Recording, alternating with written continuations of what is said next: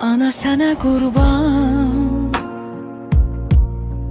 canım,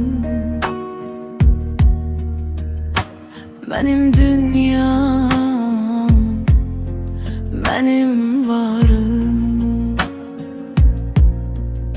Sen benim tek dayanım, her zaman var ihtiyacım.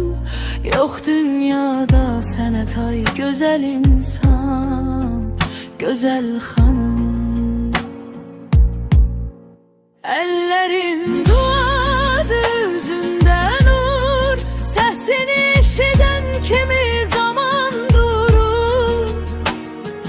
Ben yıkılanda sen kaldıran, bir kelmeye dünyanı sığdıran. Ana sənə